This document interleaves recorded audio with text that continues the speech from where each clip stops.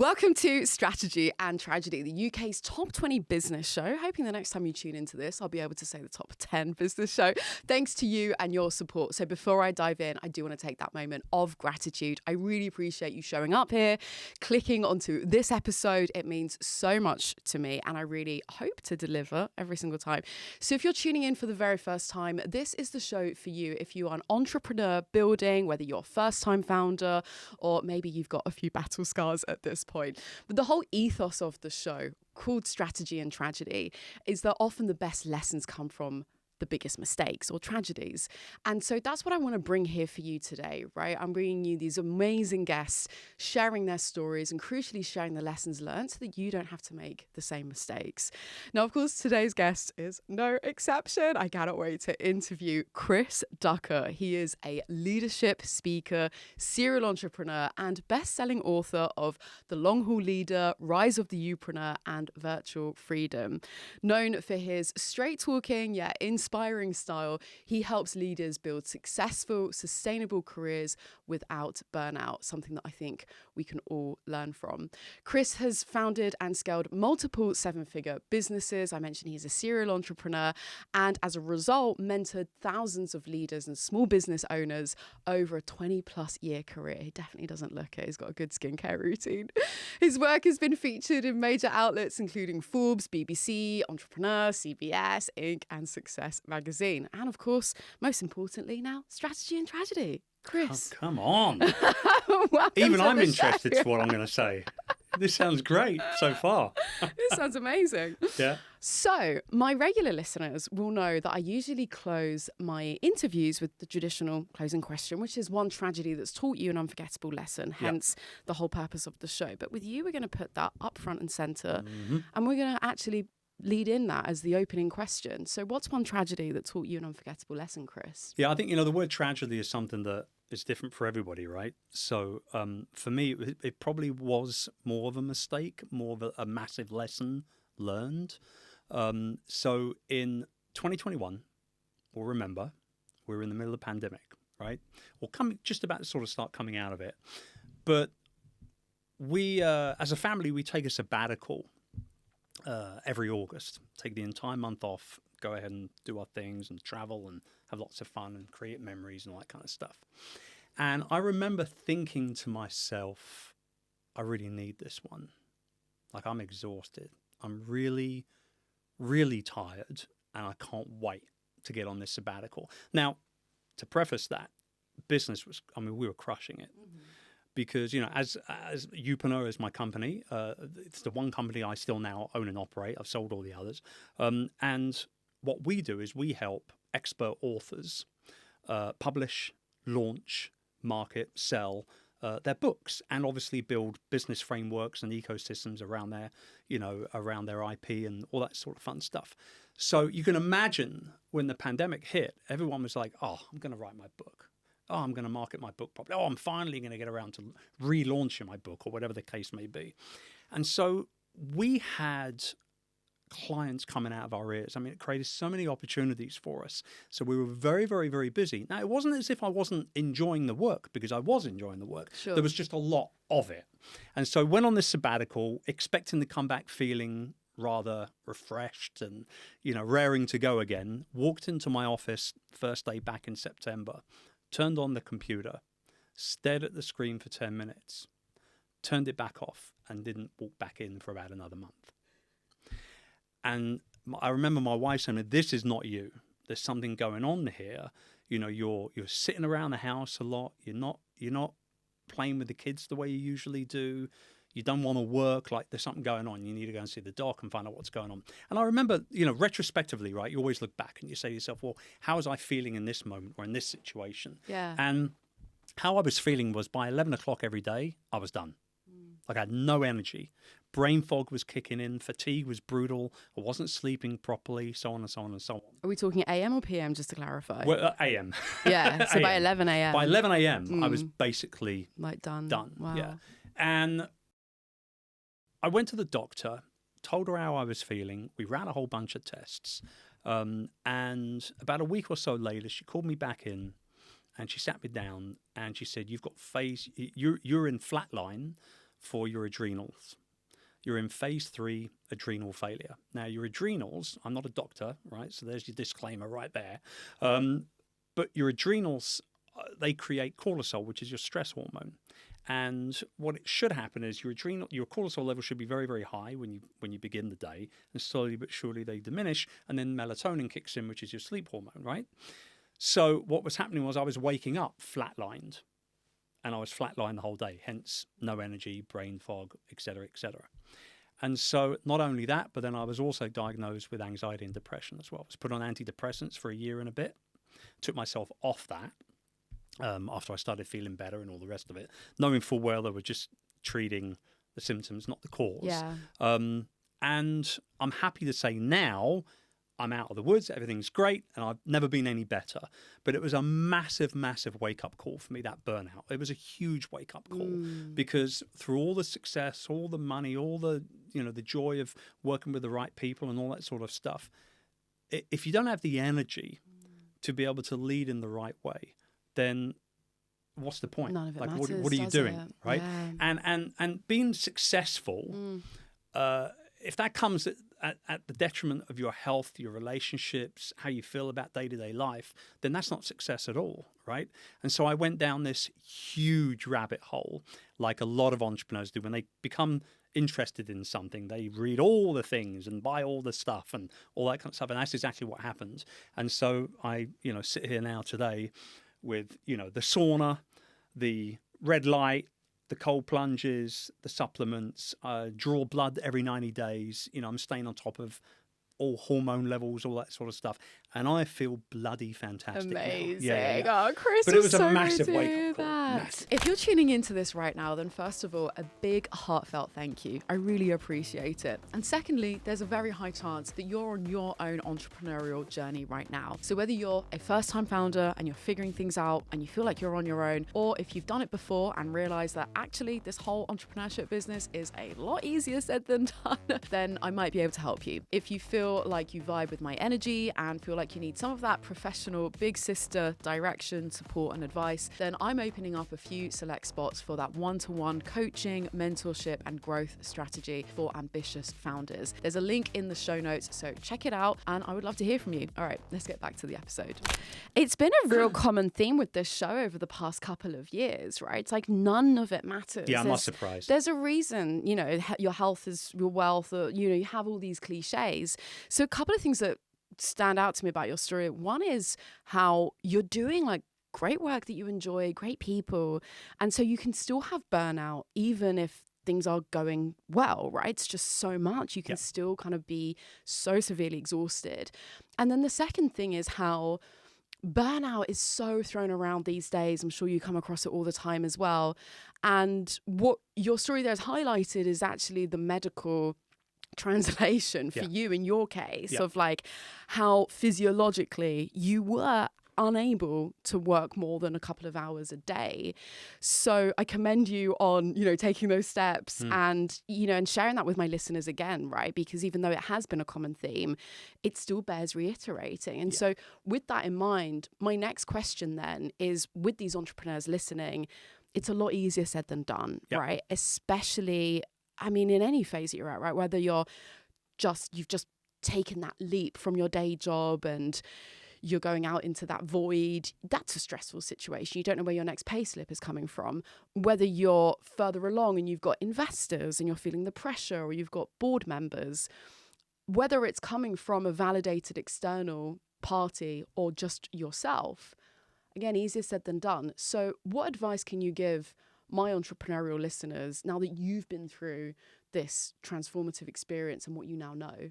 Yeah, I think the biggest thing for me was, and I've been an entrepreneur for almost 25 years, right? So I should know better, right? Like I actually had a very small bout of burnout in 2010.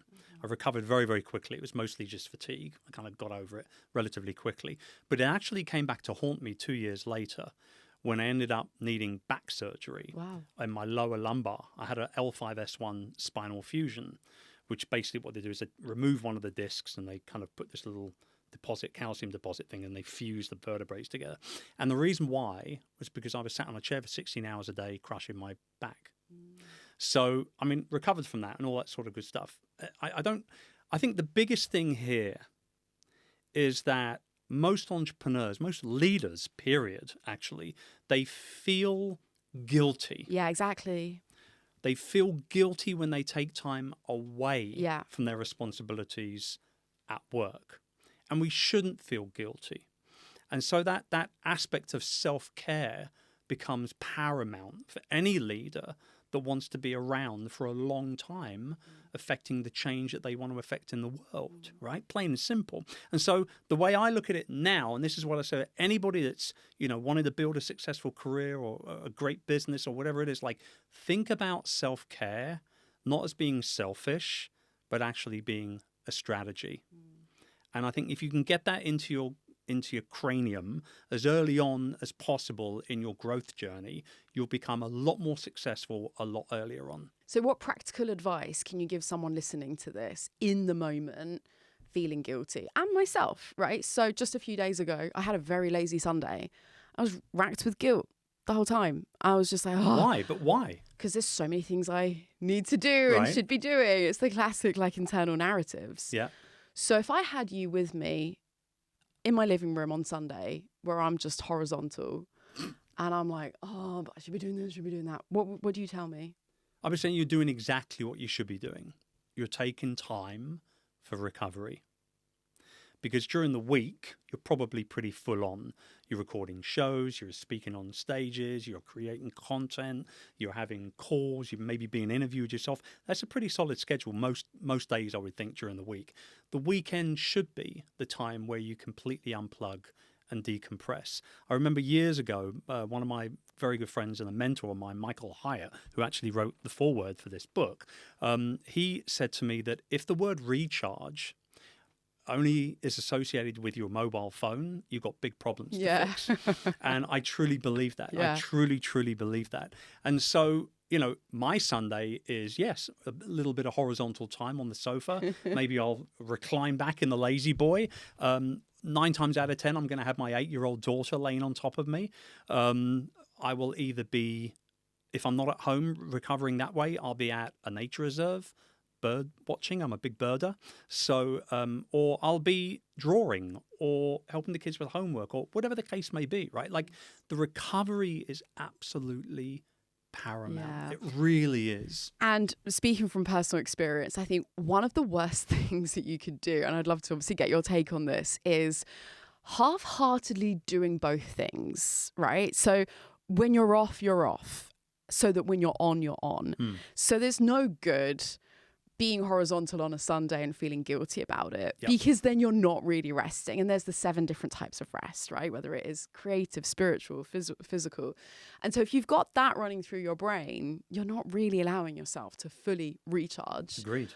So that you're not allowing yourself to be fully on when you are on.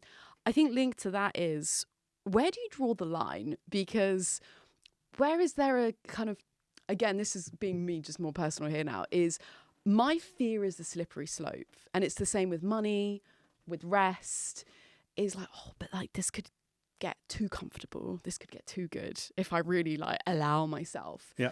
So you mentioned weekends, for example. Are there any other specific practices we can take inspiration? Oh yeah. So I have a no work Friday rule. Okay, I've nice. not worked a Friday for probably a decade now. Yeah. Wow.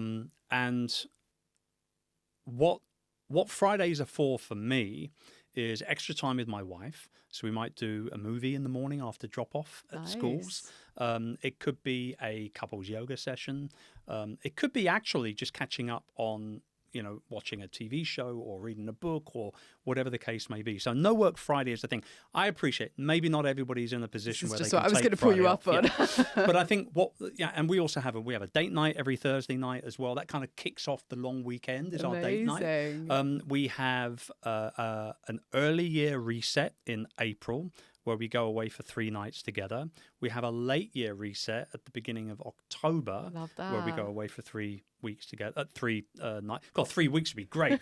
3 nights together, and then we have usually 3 family holidays as well. Now, whether you can do the Fridays off every week, or maybe it's half a day once every other week or something like that, the most important thing is that you're putting the recovery first. That's the key principle here. It goes on the schedule and it becomes a non-negotiable. You don't have to kill yourself to then feel like you deserve it. Right, yeah. So many people say, oh man, I've had an insane month. Yeah. I deserve this spa day. No, your spa day should have been on the bloody schedule at the beginning of the month, regardless of what work you end up doing, right? And so I think that's the big thing, is it should become a non-negotiable. Like, for example, we have a company retreat every November, first week of November. We go away for 2 weeks. We only have a small team. So there's usually a couple of people in a room with me, and then we'll buzz our VA team and everything in the Philippines. There's about 5 of them now, via Zoom for half the day and things like that, where we talk about what we want to do in the upcoming year. Going into that meeting, Steph, all of my personal time off is on the calendar already.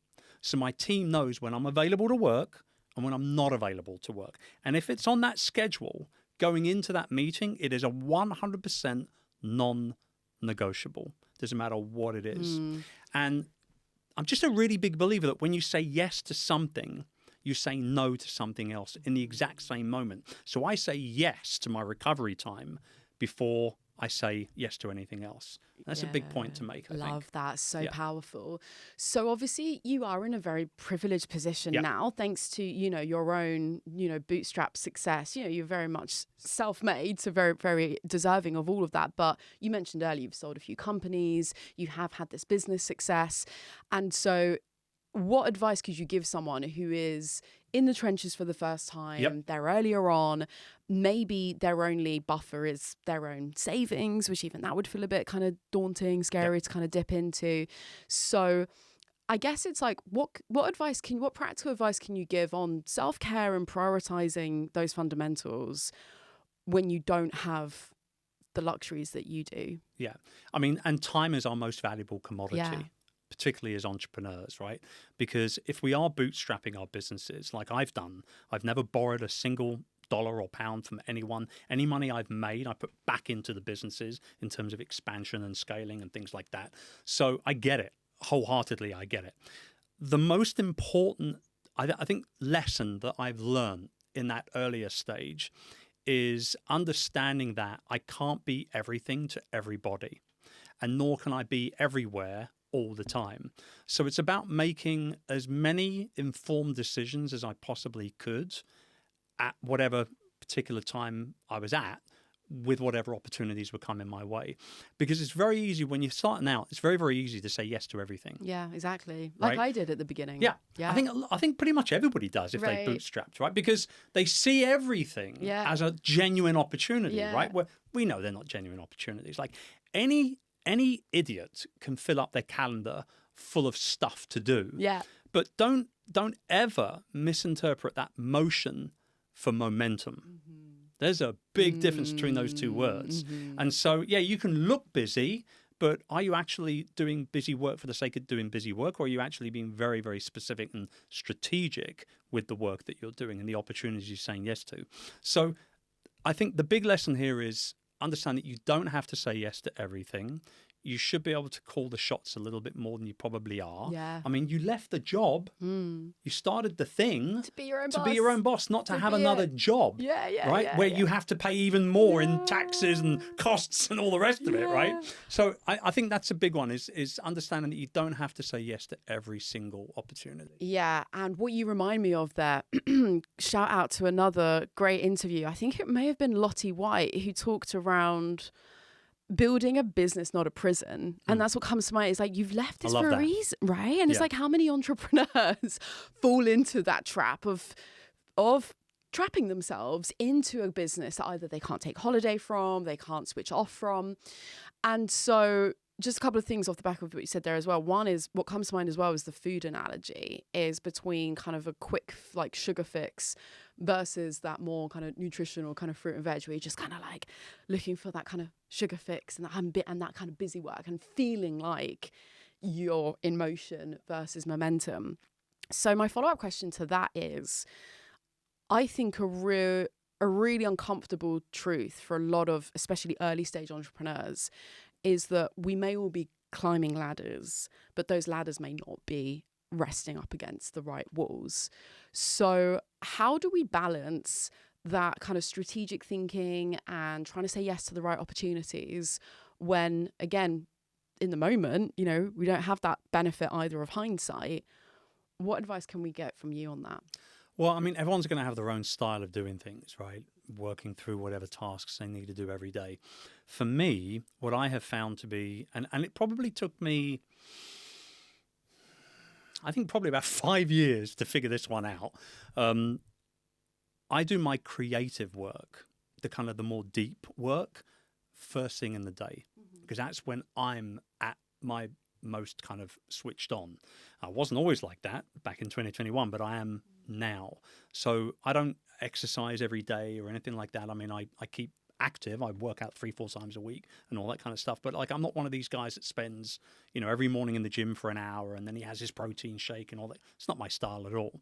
But I do make sure that I get up at the same time every day, regardless of what time I've gone to bed. And I've got much better on the sleep routine. That was a major issue. That's the number one me. Fundamental. Yeah. I mean, we can talk about sleep all day long. Yeah. It's like my best friend now. I'm here for it. Yeah. So I think understanding that when you're at your sharpest is when you should do your most important work.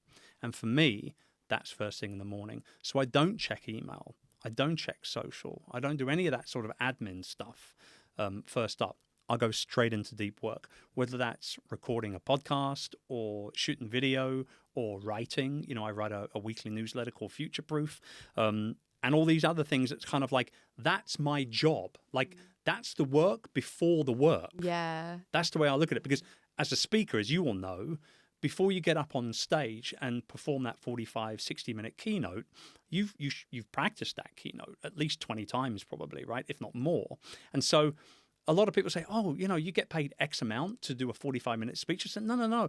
That's tip of the iceberg. That's the conclusion of everything else that's happened prior to that. You get paid for all the work before the work, the unsexy stuff. Definitely. That people don't see in a hotel rooms with a little clicker that you bought on your laptop and going through your presentation in performance mode and all this kind of stuff, right? We've all done it. So do the important stuff first and then get to the real to-do list, so to speak. I think the common theme with all of this is like that is managing the guilt internally. Like, I love that you're sharing some real like practical tips here, but it's like, as I'm listening to you, how both I'm reacting and imagining my listeners here like, oh, okay, but like, can I really? And do I need permission?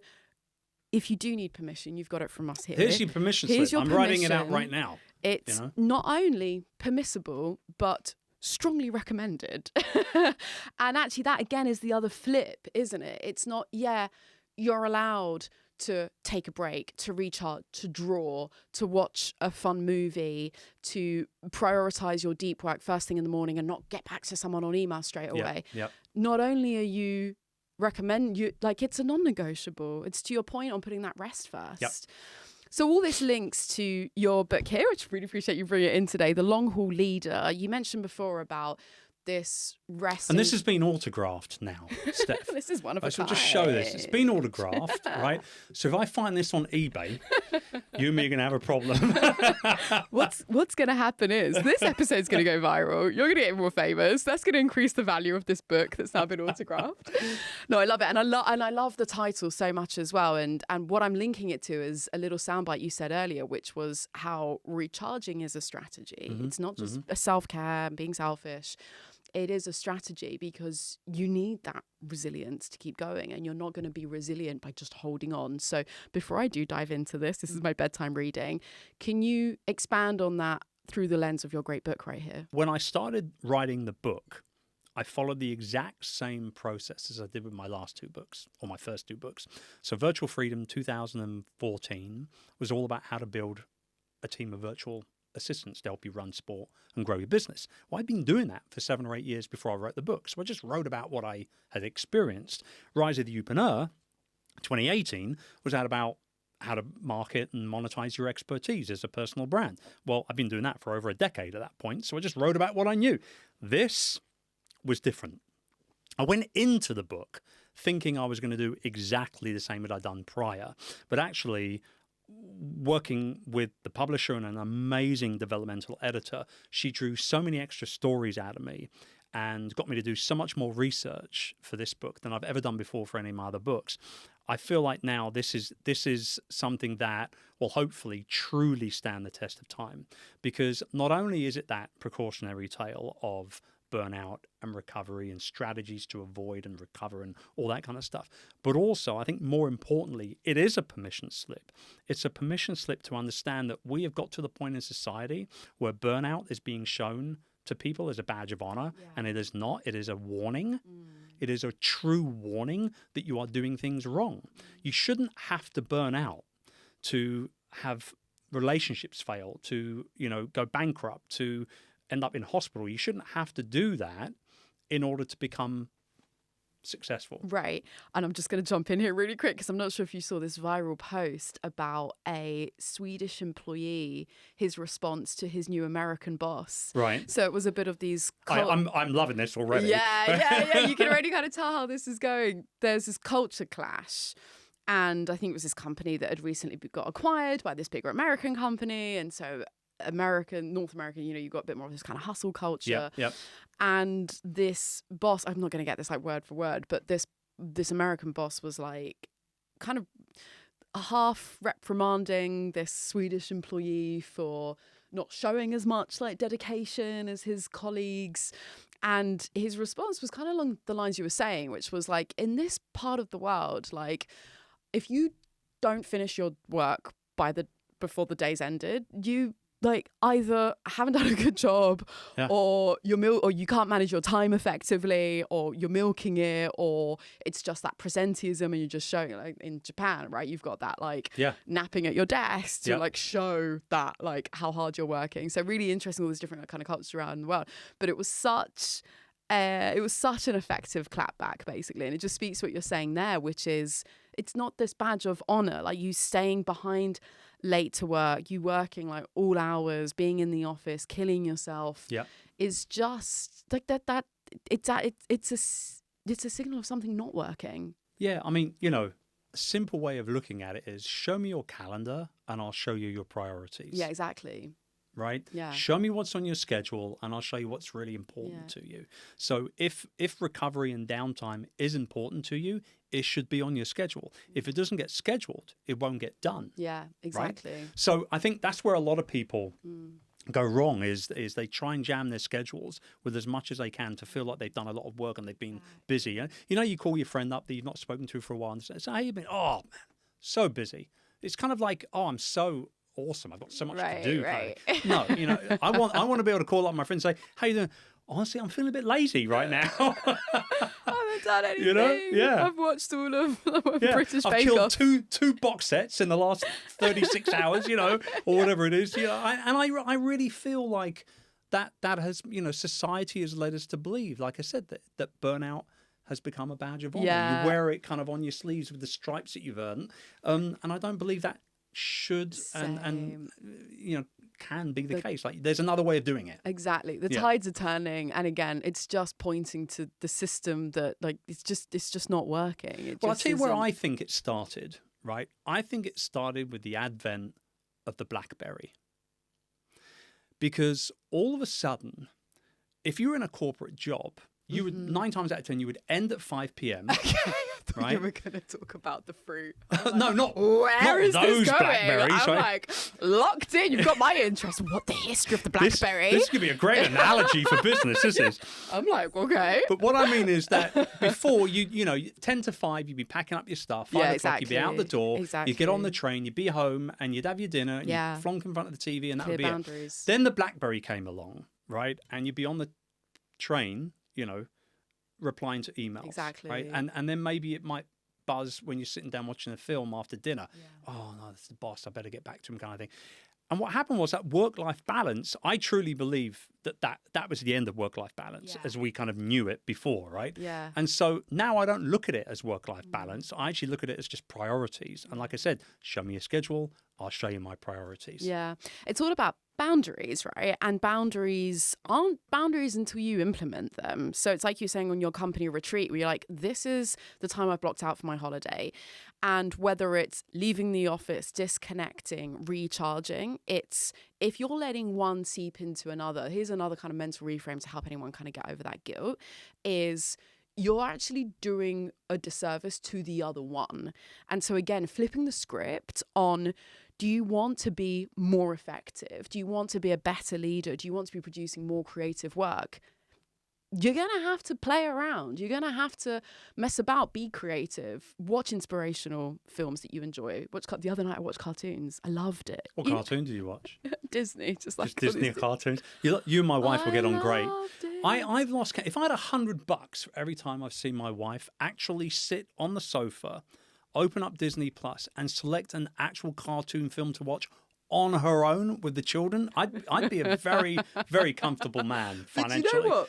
Sticking with this for a hot second, because what's also interesting is a friend shared with me research on how much cartoons can relax you. So it's one of the best, if you have to watch TV, if you're not going to sit back and read a book and stuff, you're going to watch TV before going to bed. Cartoons is the best thing because it's like colourful and the shapes.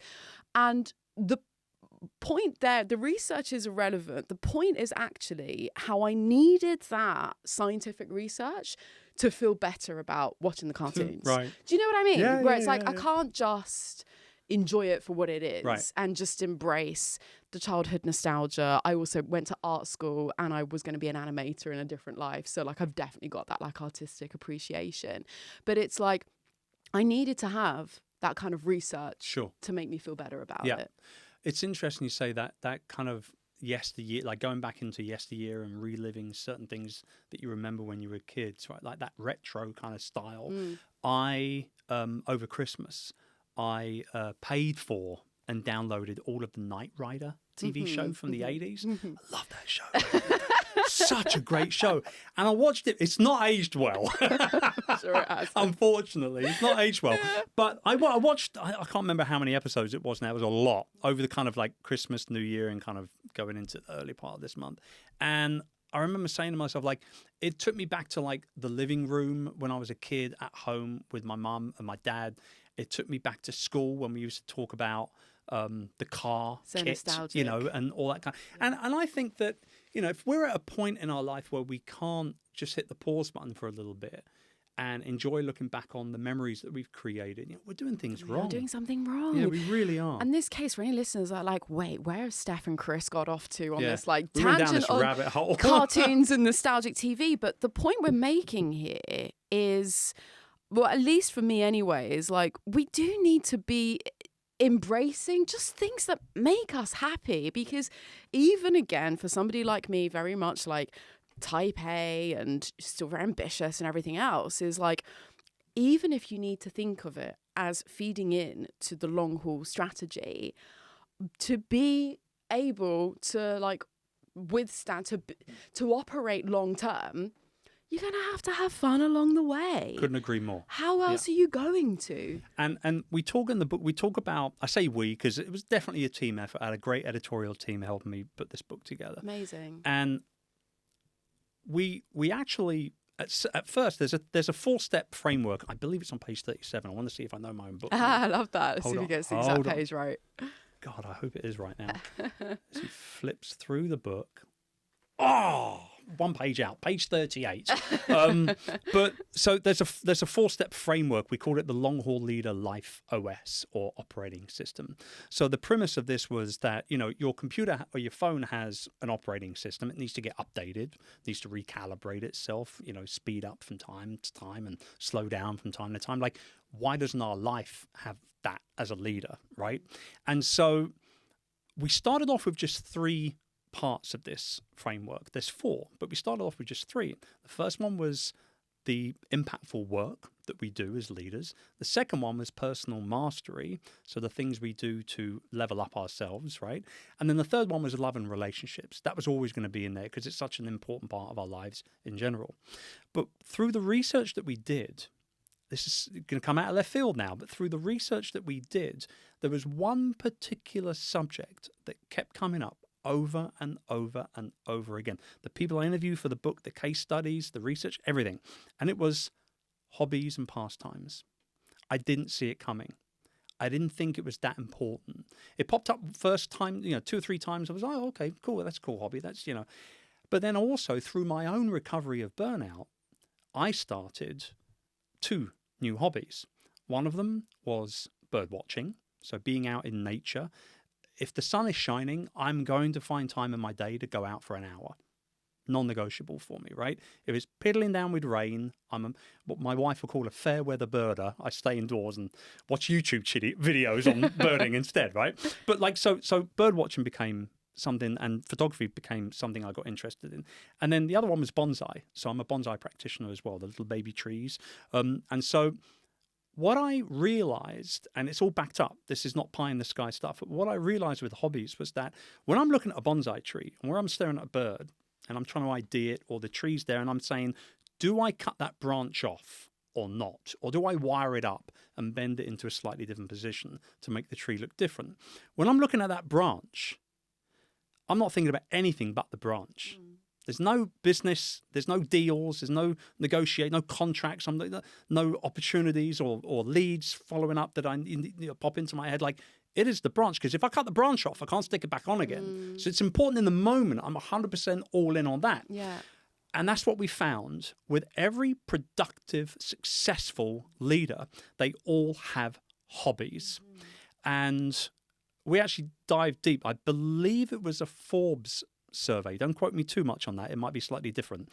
But it was definitely a survey that was done through C-suite executives and entrepreneurs in the United States that said that by engaging in their hobbies for a minimum of 2 hours a week, just 2 hours in the entire week, their productivity at work went up by up to 30%.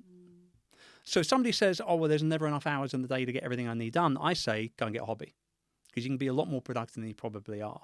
So that was a huge takeaway. Interesting. Yes, right? And what I take away from that as well is almost like exercising your brain as the whole. We talk about this a lot, right? Like mental health and, you got to exercise different parts. But, again, if we use a real physical analogy just to really kind of, draw it home, is you don't go to the, you say you're not a huge gym bro anyway, but you don't go to Do the I gym. look like a gym bro? I'm so not a gym bro. But I don't you look don't at... do leg day every single day, No, is my point. But I don't even look at the gym as a hobby. No. That you should do that. God's given you this vessel. You should look after it, right? So I don't look at that as a hobby. When people say, I go to the gym for a hobby, that's not really a hobby. You should be doing that anyway. A hobby is something that allows you to completely switch off. Yeah, exactly. And it shows that you're interested in something else. You can go all in on it. Like I went from having no books on birds to having probably 30 bird books in my house in the space of 18 months, right? So there's you dive deep on it. That's the whole point. That's the whole point, is you dive deep on it from an intellectual perspective as well as a time perspective, so that you're not thinking about work 24/7. And there's nothing wrong with hustle. Can I clarify this? Particularly when you're getting started. Hustle is not a bad thing. We're all going to have to hustle every now and then. But what I'm saying is hustle is a season. It's not a lifestyle. It's not something that you can sustain forever. You've got to turn it on and off like a switch, as when you need to step back and recalibrate a bit. Yeah, love that. So for me, I'm taking away is, the hobby in and of itself, to be able to fully kind of recharge, focus on something else, but also just to get other neurons firing, right? So I feel like we've drilled home this message more than enough now. So if you're still having problems, please get a hobby. You've got the book. Get a hobby, get the book. What I don't want to let you leave the studio before asking you, Chris, is you mentioned earlier about Youpreneur. You've mentioned a few times around public speaking. So we need to talk about the subject of personal brand before you go. Let's dive. And I want to kind of split it into kind of 2 sections. First kind of beginner level, advanced. So at the beginner level, for a lot of people that feel like they should be leveraging personal brand, especially if they are a bootstrapped founder and they don't want to advertise, it's more expensive, personal brand is a way to kind of create that leverage. But there are often these mental blocks to putting yourself out there or feeling the overwhelm of so many social media channels or judgment or whatever. So first off, what's your advice to help these earlier stage entrepreneurs get over that? Yeah.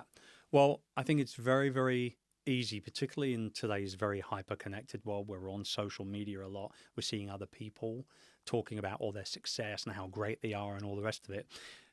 Don't let that imposter syndrome initially stunt you from going out there and doing your thing. Because regardless of what industry you're in, what niche you're serving, how much experience that you've got, you will know things that other people do not know. I remember years and years ago, I had my first kind of big speaking opportunity. It was in Vegas. I think I was in front of about 600, 700 people in the audience. And I was in my hotel room the morning of, and my wife was with me on the trip. And I was kind of freaking out a little bit. I've been speaking for a few years up to this point, but it was always kind of like quite small, 100 people, 50 people, 150, that kind of thing. But there was this moment of, holy cow, there's going to be 600 odd people in this room. Why would they listen to me? And my wife just turned around and said, because they don't know what you know.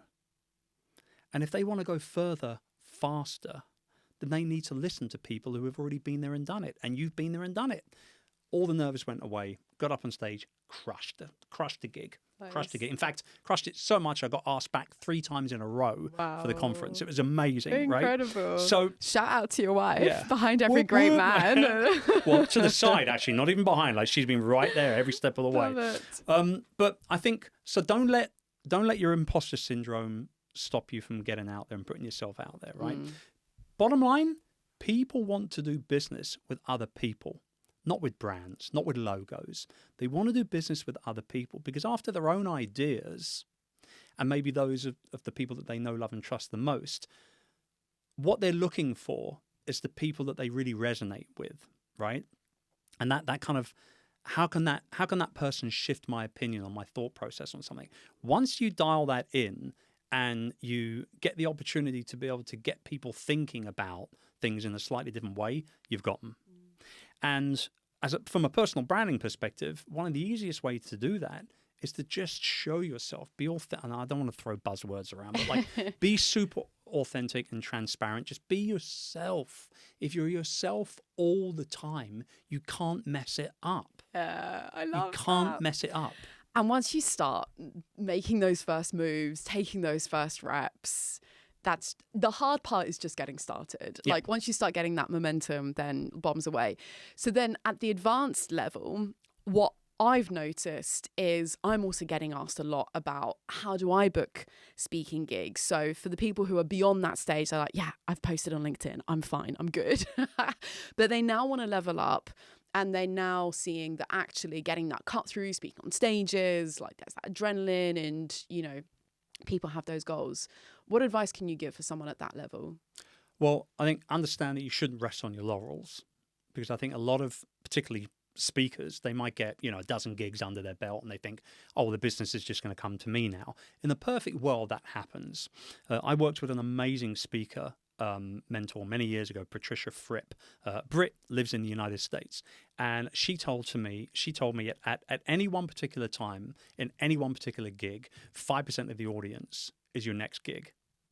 Yeah. But just because that might be a stat that you can kind of lean on a little bit, doesn't necessarily mean that 5% are going to reach out to you. Like you've got to find out who those people are.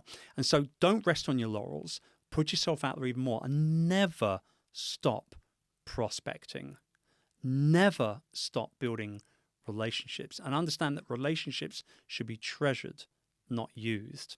In today's online world, particularly the online business world, too many people are trying to use each other. Oh, can you send an email to your list for me? Can you promote my thing as an affiliate? Can you share this on social? Like, no, if people want to support your work, they'll do it off their own back. If they think you're cool, if they think your book is great, they'll buy it and flash it on social media, right? Like, that's just what a good relationship is like. And I just feel like too many people are particularly in the speaker world and in the just personal brand world in general, they're utilizing relationships in the wrong way. They're not transactional elements of business. They should be treasured genuinely. So write that handwritten card and post it off to somebody that you've just met. You know, I met, so one of the gigs that I landed as a public speaker, probably maybe 7 or 8 years ago now, funnily enough, also in the United States. I do speak in places other than America, I just want to clarify. But also in the United States, I found out that the organizer of this event, which was a kind of a new media type event, content marketing, that kind of stuff, I found out that she was a big dog lady. She had 3 or 4 dogs and she loved her dogs big time. And we all love our dogs, right? So what I did was I subscribed to a dog treat subscription box for her for a year. Cost me like $300. It's nothing, right? And I'd only met her once at this event, but I really wanted to speak at this event. It was my crowd, it was my jam, my vibe, loved it. You know, they walked on to, you know, speakers were walking on to like James Brown and people I was like, this is my vibe, I love this stuff. I love it. And so she got her first subscription box through the mail and instantly emailed me, oh my God, Chris, thank you so much. You know, the dogs have loved their treats, blah, blah, blah, blah. But what happened next month? I got another email. Month after that, another email. Month after that, another email. Then it was a text message, then another text. So every single month I was top of mind. I was rememberable because I did something out of the norm. I didn't just connect with her I love on those LinkedIn. Stories. Right? Oh, yeah. Another little one for you. Yeah. And by the way, I did get the gig. Yeah. And she paid full fee. So I just want to clarify that. So not minus the 300. No. That's the cost of doing business, Steph. So here's another little trick. This is a little stalkerish. So I'm going to preface this. It's a little stalkerish, but again, conferences, networking, you'll always meet people that you want to build a relationship with, right? If you're putting yourself out there a little bit. So what I've done for years, and I still do this to this day, I still do it. I usually travel with about half a dozen note cards, which I get printed with moo.com, no sponsor. Maybe they should sponsor. And what I do is, if I meet somebody at a conference, just as a conversation is flowing, I say, you know, I'm down the road at the Westin. Where are you staying? Oh, I'm at the Hyatt. Oh, cool. Okay, yeah, just near the harbour. Yeah, that's the one. Yeah, blah, blah, blah, blah. What I'll do is I'll go to the Hyatt. I'll write a card. I'll go to the Hyatt, and I'll give the concierge $20. And I'll say, I'm not sure what room this person is in, but it's absolutely imperative they get this. It's very important before they check out. Can you make sure? No problem, sir. Thank you very much. $20. Money well spent. They get that card. It was a pleasure meeting you here at the conference. Here's my personal number. Please stay in touch. I think we could do some good stuff together. Never let me down. Nice. I've never, ever regretted writing one of those cards or giving a concierge $20. Love it, Chris. Thank you so much for sharing some of those stories. I love those like really, just like creative ways, right? And this is where kind of linking back with what we were talking about before with like having a creative outlet, doing these different things are going to get those neurons firing and coming up with these new different ways to kind of stand out from the crowd. And they don't need, to your point, they don't need to be expensive or sophisticated. A handwritten note in this world of digital media goes such a long way. Absolutely huge. So I also do a thing between Christmas and New Year. I have my gratitude that morning. Yeah. So I brew myself a nice big pot of tea and I sit at my desk and I write about a dozen of those cards and I mail them all over the world. Sweet. And there's no other reason other than just to say, good luck in the upcoming year. It's been great hanging out, or that dinner that we did in that city cute. Or whatever it is. Because your personal brand is what people say about you when you're not around. Yeah. So if I'm not at the dinner party that you're hosting and my name pops up, I want you to say nice things about me. I don't want you to say, I was a terrible podcast guest. All he did was just one word answers. He didn't provide any value.